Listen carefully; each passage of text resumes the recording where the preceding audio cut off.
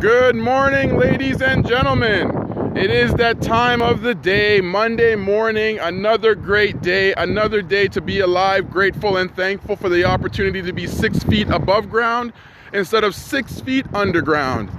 What are we going to talk about starting off our week leading into the holiday season is the idea of why do people complain? Where is the value in complaining? Let's honestly look at the idea of complaining, folks. We are in a position where people who complain, they tend to complain because A, they have nothing else better to talk about, B, they don't have an attitude of gratitude, and C, the only thing that's going for them that they have, because life isn't going for them in a good way, is to look at things negatively. To complain is to forget, honestly, who we are and what we have. Ladies and gentlemen, if there was a crisis that occurred right now at this time where you were on your deathbed, and you were preparing to take your last breath, would you complain? If there was a moment where you just got diagnosed with a life-changing illness and there's no recovery from that, there's no medicine that's gonna help you, except they tell you you have 2 weeks to live, are you gonna complain? Are you gonna complain when you have your father who's alive with you and well today, or you spend some time with them over the weekend, and all of a sudden, based on what happened this morning, he wakes up and has a stroke, and that stroke leads to a coma state, and that coma state then leads to death? Would you complain? It's interesting that when life crisis occurs, people actually have a gratitude of attitude, wanting a second chance, wanting to fix things, wishing it wasn't them. Oh, I wish I could do better, or I wish I spent more time with them. Welcome. Thanks for coming in, Periscope people. Thank you. I wish I had more time with them, or I should have, or I could have. And then you almost basically shit all over yourself, or should have all over yourself, because you start to look at the idea of feeling guilty for your attitude. You feel guilty for the way how you spoke. You feel guilty about how you treated people. It's interesting that once we lose something of value, we then turn back to that idea of begging, pleading, wishing, wanting. And then we spend years upon years going through a process of grieving, of associating how we contributed to a person's death. And then we allow it to be more about us and not more about the things that we didn't do. Ladies and gentlemen, we're going through a process right now where we need to learn, pardon me, how to chisel, separate, and get away from, good morning, Russia, thanks for coming in, and get away from the idea of this negative attitude, this attitude of feeling that the world owes you something, this attitude of not being thankful for the opportunities that you have. Yes, life might not be going as well as you want it to be, but nothing is perfect in life. The only thing that we can do is improve. I am doing well. Thanks for asking out there. Thank you. The only thing we can do is improve. Life is about improvement. Life isn't about perfection. There is no such thing as perfection. There is only a focus on improving our status, our situation, our existence, and who we want to become. There is no reason for us to be wasting time, especially now in this so-called giving time of year where people say it's been commercialized and we lose the essence of Christmas. Let me tell you something, that's all bullshit. We haven't lost this idea of Christmas. It hasn't been commercialized. It's just another C word that we use as an excuse.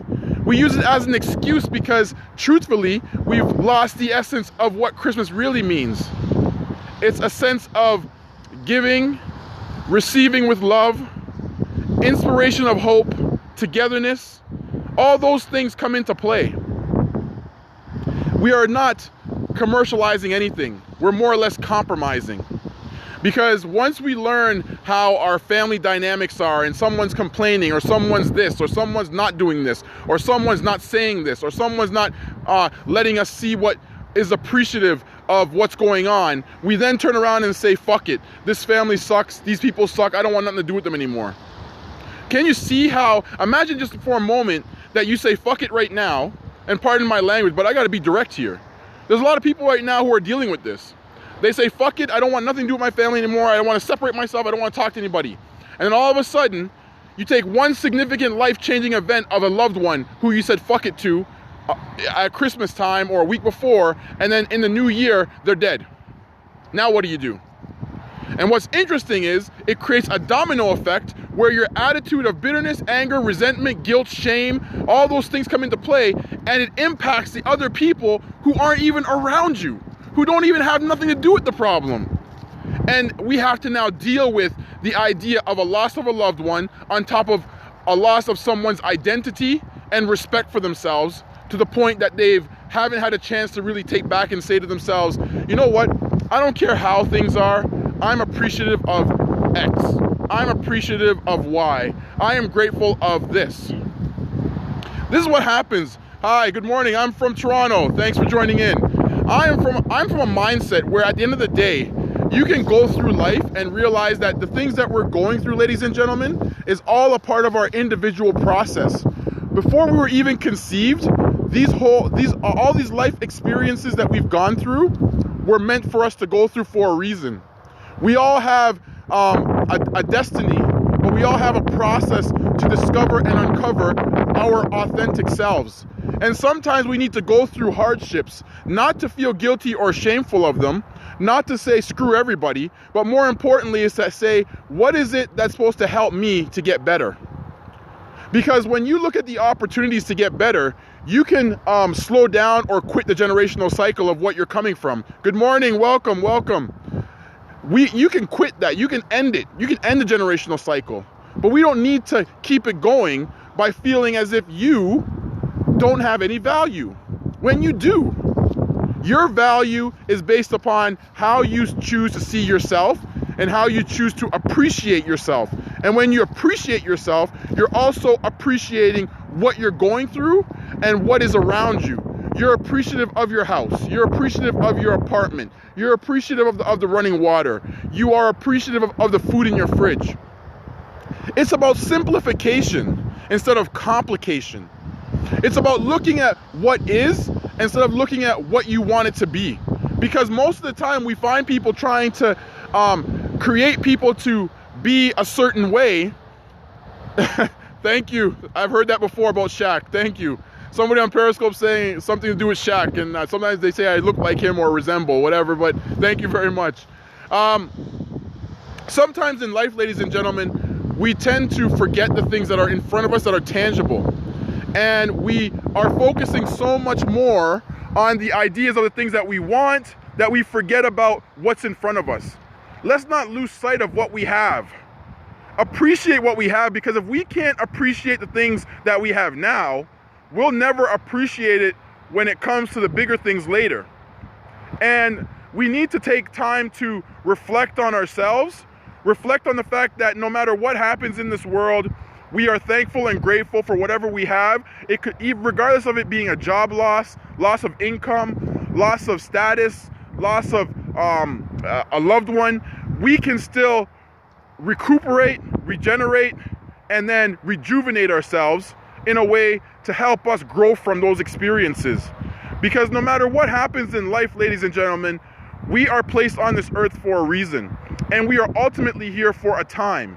And during that time, we can waste it by finding fault in things that we want, because we want people to see things from our lens. We want people to appreciate us from our lens. And yet, everybody has their own scope. Everybody has their own approach. In life, it's all about leading by example without having too many expectations put on people, because when you put expectations on people, you will become disappointed and pain will come, because not everybody's going to see the world from your lens. So what I want to end off with this morning is this, folks. Appreciate where you're at. Know that you're going through a process to chisel, to chip away, and to discard unwanted attitudes, unwanted history, and your unwanted thinking that's not adding value to you. And no matter what you do today, take time to appreciate and smell the roses of where you're at and what you have. Because like I said, everybody here this morning is 6 feet above ground who's hearing my voice. You're not on your deathbed. You're not taking your last breath. You are not hooked up to machines in a coma. You're alive. And when you're alive, you have value. And when you have value, don't complicate it. Simplify it. Have a great day.